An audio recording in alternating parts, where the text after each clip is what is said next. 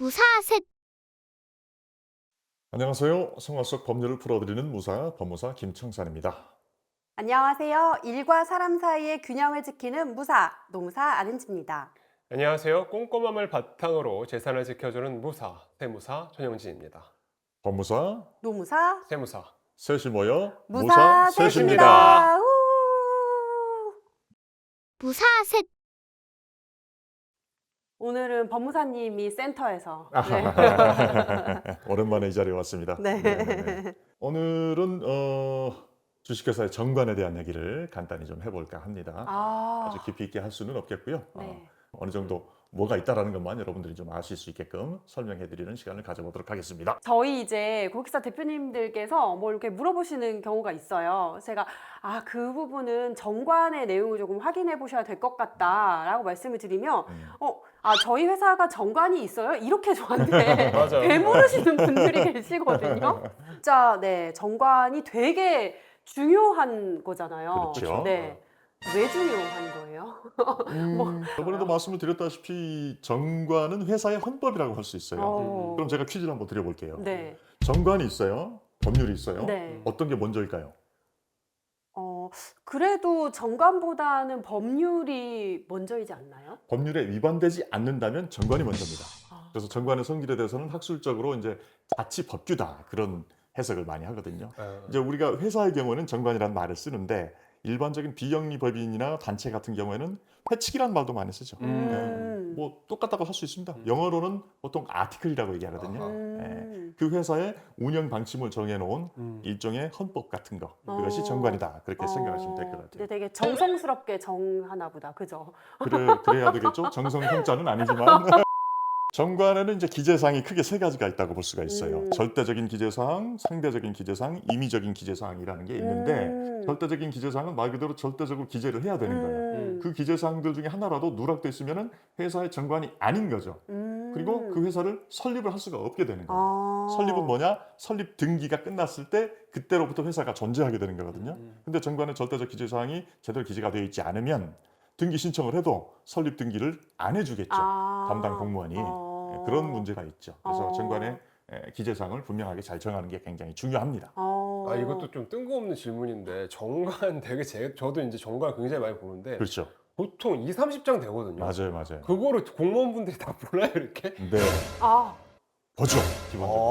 기본적으로 보는데 아주 작은 것들 있어도 그만 없어도 그만인 것들까지 유심히 보시지는 않죠. 근데 지금 말씀드린 것처럼 절대적인 기재사항 그리고 또 등기 신청에 같이 들어가는 상대적인 기재사항들도 몇 가지가 있어요. 그런 것들에 대해서는 신청서의 기재사항과 만들어낸 정관의 기재사항이 일치하지 않는지를 분명하게 보죠. 그래서 저촉되는 게 있으면 보정 명령을 내리는 거죠. 그런데도 보정을 하지 않는다. 그럼 각하 안 되는 거죠. 정관은 굉장히 중요하다. 그렇게 생각해 주시면 될 것 같아요. 그러면 아까 전에 이제 뭐 절대적 기재사항, 무슨 그치. 뭐 네네네. 임의적 기재사항 막 네네네네. 이런 거 구분을 맞아요. 해주셨는데 네네네. 절대적 기재사항은 절대적으로 이제 들어가야 되는 내용이니까 Absolutely. 없으면 등기가 안 나니까 네. 그것만큼은 꼭 알려주셨으면 좋겠어요. 절대적 그렇죠. 기재사항에 뭘 적어야 그래야죠. 되는지. 네. 저번에도 우리가 그 주식회사의 등기부를 한번 본 적이 있죠. 그쵸. 거기에 네. 있는 절대적인 기재사항과 정관의 절대적인 기재사항은 사실상 대동소이합니다. 말 그대로 회사가 성립됐다고 볼 수 있기 위해서는 반드시 이 기재사항들은 정해져 있어야 되는 것이기 때문에 네, 그런 네. 것들이 절대적인 기재사항이겠죠. 근데 이걸 꼭 우리가 조문을 찾아보지 않는다고 하더라도 상식적으로 알 수가 있을 것 같아요. 일단 상호가 있어야 되겠죠. 그쵸, 이 그쵸. 회사 이름이 뭐냐 네. 이거죠. 주식회사 삼성이냐 삼성 주식회사냐 뭐 그런 것들도 저번에 얘기 나눈 적이 있잖아요. 그런 네. 것들을 분명히 정해야 되겠고 또 뭐가 중요할까요?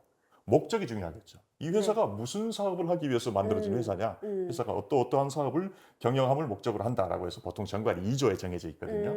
그다음에 주식회사라고 하면 주식을 발행해야 되니까 한 주에 주식의 액면가는 얼마인지, 그다음에 주식을 몇 주까지 발행할 수 있는지, 그리고 또 설립할 때는 몇 주를 발행하는지, 그러니까 발행할 주식의 총수가 있고 발행하는 주식의 총수가 있습니다. 그것들을 같이 정해줘야 되고요. 그다음에 또 뭐가 있을까요? 회사 주소.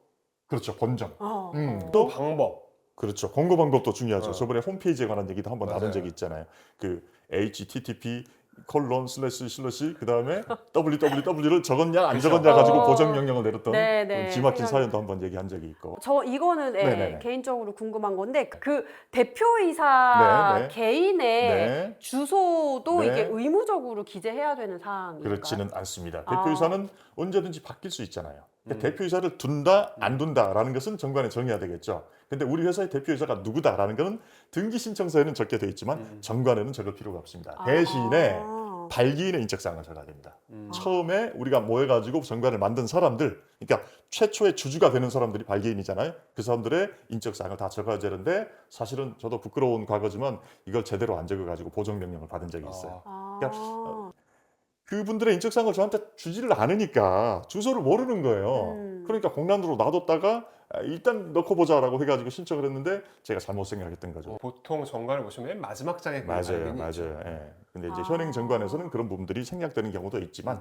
최초의 원시 정관이라고 하거든요. 그 정관에는 발기인의 성명, 주민등록번호, 주소가 꼭 들어가야 됩니다. 네네. 이것들이 절대적인 기재사항인데 이제 상대적인 기재사항에 대해서도 간단히 좀 말씀을 드려야 될 것 네. 같아요. 상대적인 기재사항은 원래는 안 적어도 되는데 그런 사항을 정했다면 적어야 되는 사항이 상대적 기재사항입니다. 아. 그러니까 우리가 일반적으로 쓰는 말처럼 상대적이니까 해도 그만 안 해도 그만 그거보다는 조금 더 무게가 있는 표현이라고 생각하시면 돼요. 예를 들어서 스탁 옵션 같은 것들 주식 매수 선택권에 그렇죠. 대해서 그렇게 발행하기로 정했다고 하면 정관에 정해서 그걸 가지고 등기를 해야만 되는 거예요. 아. 그렇지 않으면 우리 회사는 내부적으로 스탁 옵션을 발행하기로 했습니다라고 주장할 수가 없는 거죠. 아, 그렇구나. 그런 것들은 이제 법률상의 용어로 제3자에게 대항할 수 없다 그런 표현을 많이 쓰거든요. 아. 그러니까 우리가 내부적으로는 공유가 되어 있다고 하더라도 외부에다가 그렇게 하기로 했다라는 것을 주장할 수 없다.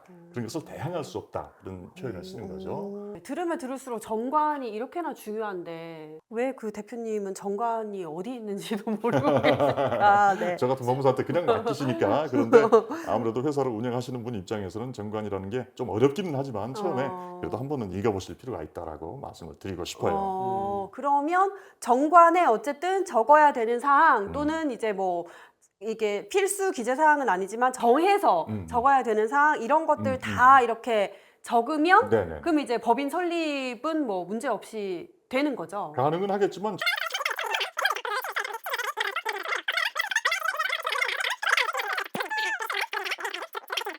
다 같이 첨부를 해야 되는 거지. 법인 설립을 빨리 해야 돼요. 네네네. 그 절대적 기재사항만 일단 넣었어요. 네네. 그러니까 회사를 운영하다 보니까 상대적 기재사항의 내용도 필요하고 맞아요. 여러 가지 내용들이 필요할 경우가 분명히 있다 보니까 맞아요. 그럼 이런 것들을 다 종합해서 정관에 다시 한번 효력을 발생하기 위한 절차? 뭐 이런 것들이 또 있을까요? 좋은 질문이십니다. 정관에다가 처음에는 미비했던 규정을 갖다가 추가로 넣는다든지 또는 기존의 규정을 변경을 한다든지 했을 때 그 정관이 바뀐 것의 효력을 어떻게 주장할 수 있을 것이냐. 일단은 주청을 내려야죠. 정관을 개정하는 것은 주주총회 특별 결의사항입니다.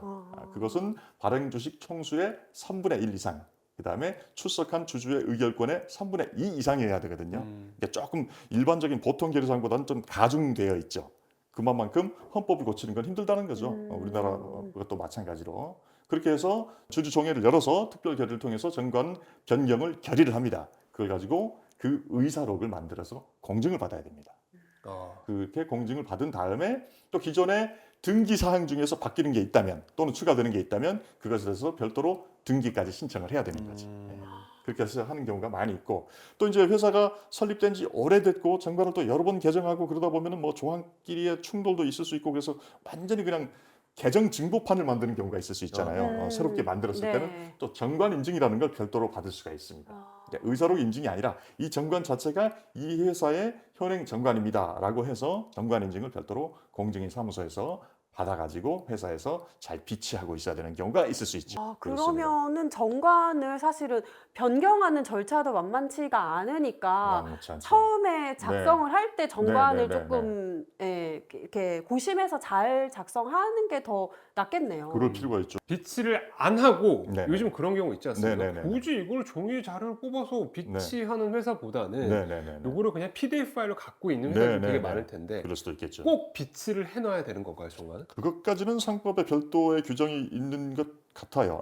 그럴 겁니다. 그럴 건데 그걸 갖다가 이제 외부에서 보실 수 있게끔 뭐 어떤 전자적인 파일의 형태로 만들어 가지고 홈페이지에 게시하는 경우도 있을 수 있고 뭐 직원들이라든지 주주라든지 관계된 사람들만 볼 수 있게끔 하는 경우도 있을 수는 있겠죠. 그런데 말 그대로 아까도 얘기했다시피 정관을 개정해서 등기를 한다든지 그럴 때는 어쨌든 종이로 된 실물 정관이 있기는 있어야 됩니다. 그렇죠. 그래야지 대표이사의 도장을 찍어서 네. 인증도 받을 수 있고 그러니까요. 그 저는 사실은 얘기를 듣다 보니까 이게 실제로 작성된 정관을 조금 보면서 세부적인 거를 조금 질문 드릴 거 질문 드리고 이렇게 좋습니다. 하면 더 와닿을 것 같아요. 네네, 짜잔. 네.